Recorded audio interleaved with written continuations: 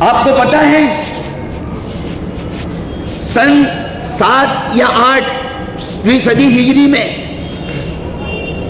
جب تاتاریوں کا حملہ ہوا مسلمانوں پر اور زبردست تاتاریوں نے حملہ کیا اور سارے نوجوانوں کو مار دیا، مسلمان کے جتنے بھی نوجوان تھے اور مرد تھے اکثریت قتل کر دی گئی، سب کو قتل کر دیا گیا، بہت اکا دکا بہت کم لوگ بچے ہوں گے، اور لڑکیوں کو عورتوں کو زندہ چھوڑ دیا گیا۔ میں یہ واقعہ خاص طور پر مستورات کے لیے، جو بہنیں اور جو بیٹیاں اور جو مائیں سن رہی ہیں ان کے لیے بیان کر رہا ہوں۔ تو اب لڑکیوں کو قید کر کے لایا گیا، 15 سال 18 سال 20 سال 25 سال ایسی عورتیں قید کر کے لائی گئی۔ ظاہر سی بات ہے جب ظالموں کا تسلط ہو جائے تو آپ کیا توقع کرتے ہیں؟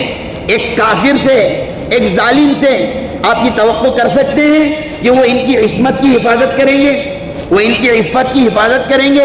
یا آپ توقع کر سکتے ہیں؟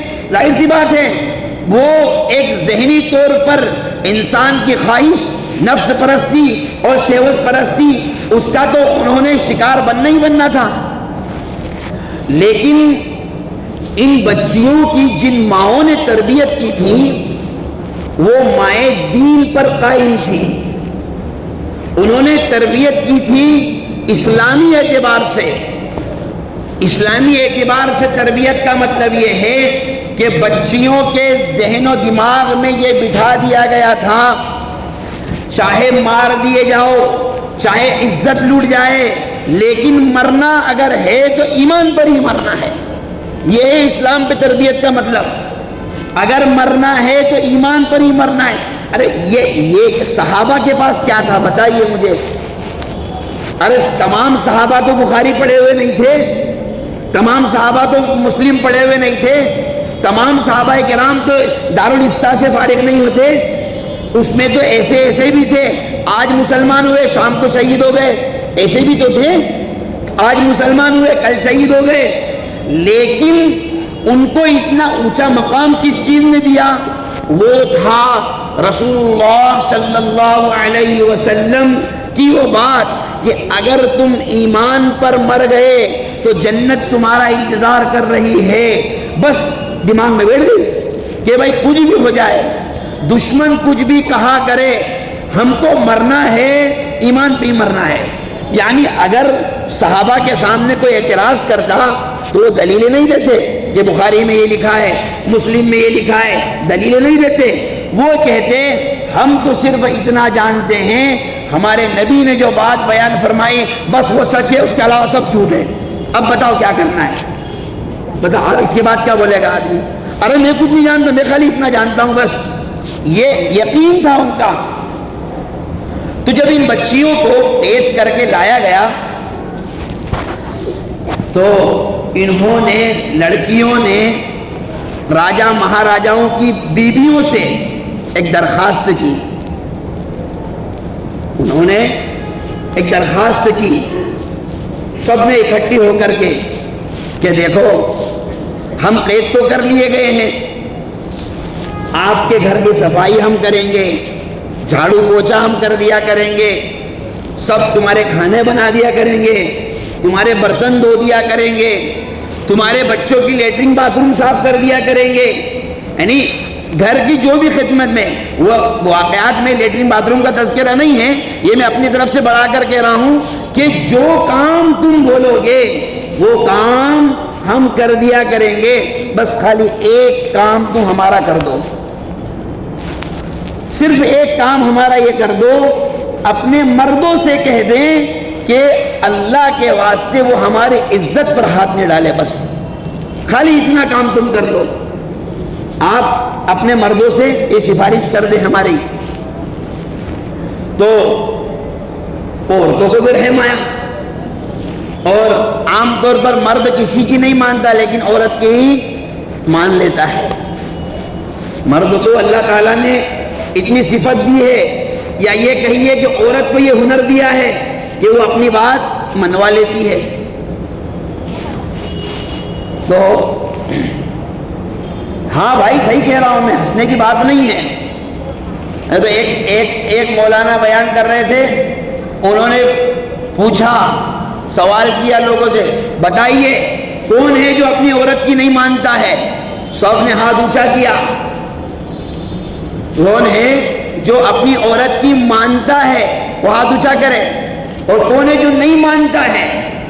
تو سب لوگوں نے کہا حضرت ہم تو سب مانتے ہیں. سب نے ہاتھ اونچا کر دیا، ہم مانتے ہیں اپنی عورت کی. ایک صاحب نے نہیں اونچا کیا. ایک صاحب ایسے ہی بیٹھے ہوئے تھے، انہوں نے ہاتھ اونچا نہیں کیا. ان سے پوچھا حضرت نے آپ نہیں مانتے؟ کہنے لگے میرے گھر والی نے منع کر رکھا ہے، ہاتھ مت اٹھانا. تم نے بیوی نے منع کیا ہوا ہے کہ تم کو ہاتھ نہیں اٹھانا ہے. تو بہرحال انہوں نے مردوں سے درخواست کی، مردوں نے قبول کر لی. مردوں نے کیا کر لی؟ اب آگے سنیے. مردوں نے کہا ٹھیک ہے کوئی بات نہیں. دیکھو فتوحات کے دروازے کیسے کھلتے ہیں یہ میں آپ کو بتا رہا ہوں، اور عورتیں معاشرے کے سدھار میں کیا کام انجام دے سکتی ہے. چنانچہ بات ہو گئی. اب بھیا رات ہوئی، رات کو سب سوئے، اور انہوں نے کیا کیا؟ لڑکیوں نے اور عورتوں نے، ان میں 20 سال 25 سال 30 سال کی عورتیں، انہوں نے تہجد میں اٹھے اور رونا شروع کر دیا. کیا کر دیا؟ تہجد میں اٹھ کر کے رونا شروع کر دیا. خوب رو رہی ہے یہ عورتیں. اب وہ مہاراجاؤں کی ان کی بیویاں اٹھ کر آ گئی، یار یہ کیا لگا رکھا ہے تم نے؟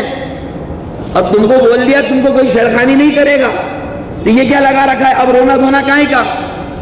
چنانچہ سب عورتیں وہ اٹھ کر آئی تو ان عورتوں نے، ان مسلم خواتین نے ان کو بتایا کہ ہم رو کر کے اللہ سے یہ مانگ رہے ہیں کہ اے اللہ، یہ کتنے پیارے لوگ ہیں، یہ کتنے اچھے لوگ ہیں، ان کی عورتیں کتنی اچھی ہیں جنہوں نے ہماری بات سن لی.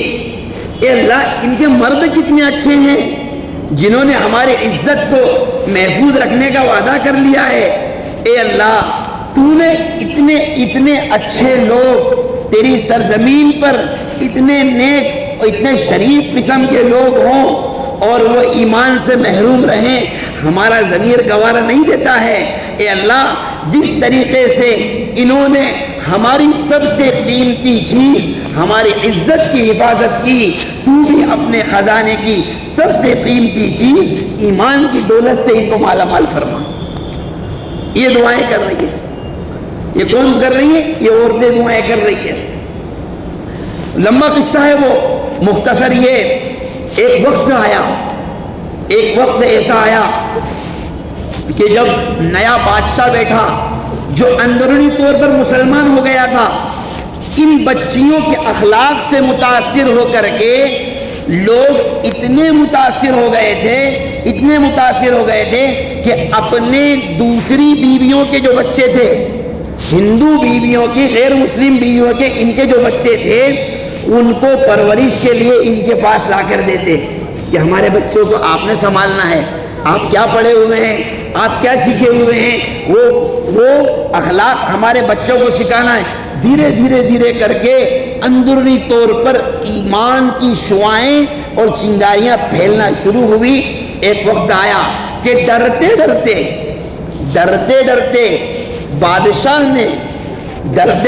بادشاہ نے یہ اعلان کیا کہ لوگوں، میں نے تم کو غلام بنا کے رکھا ہوا ہے، آج سے تم سب مجھے بادشاہی نہیں چاہیے، مجھے حکومت سے ہٹا دو.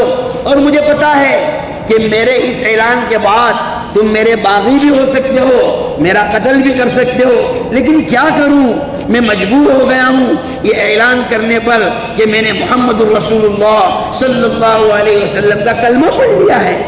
میں آج اپنے آپ کو روک نہیں پا رہا ہوں. تو اس کے بعد میں لکھا ہے تاریخ میں، جو رعایا تھی، جو عورتیں تھی، جو وزراء تھے، وہ کہنے لگے بادشاہ سلامت، آپ یہ بات کر رہے ہیں، ہم کو یہ ڈر تھا کہ کہیں ایسا نہ ہو کہ آپ کو ہمارے ایمان کا پتہ چل جائے تو آپ ہمیں قتل کروا دے. اس لیے ہم آج تک ہم اپنے ایمان کا اس لیے اظہار نہیں کر رہے تھے. چنانچہ لکھا ہے تاریخ میں پوری تاتار قوم نے ایک ساتھ کلمہ پڑھا، جو ہزاروں نہیں اس وقت ممکن ہے لاکھوں کی تعداد میں ہو. اور اس کے بعد میں اللہ تبارک و تعالی نے اسی قوم میں، اسی تاتار قوم میں محدثین پیدا کیے، مفسرین پیدا کیے، فقہا پیدا کیے. یہ فتاوی تاتار خانیہ کیا ہے جو 25 جلدوں میں فقہ حنفی کی ایک مشہور کتاب کس کی لکھی گئی؟ یہ تو تاتاری عالم کی لکھی ہوئی ہے. تو قوموں کا عروج و زوال کی داستانیں ایسی ہوتی ہے جب مائیں سوچ لیتی ہیں اپنے آپ کو ایمان اور استقامت پر جمانے کی، جب اپنے بچوں کی اعلیٰ اور اچھی تربیت کی فکر کر لیتی ہے تو ایسی داستانیں ایسی پلٹتی ہے اور قوموں میں انقلاب ایسے آتا ہے. یہ کام ہم کیوں نہیں کرتے ہیں؟ اپنے بچوں کی دینی تعلیم اور دینی شریعت کیوں نہیں بناتے ہیں؟ اللہ تبارک و تعالیٰ صحیح معنی میں ہم سب کو پکا سچا مسلمان بنائے. اللہ ہمارے تمام مسائل کو حل فرمائے، تمام مشکلات کو دور فرمائے، اور کہنے سننے زیادہ اللہ ہم سب کو عمل کی توفیق عطا فرمائے. وما توفیقی الا باللہ.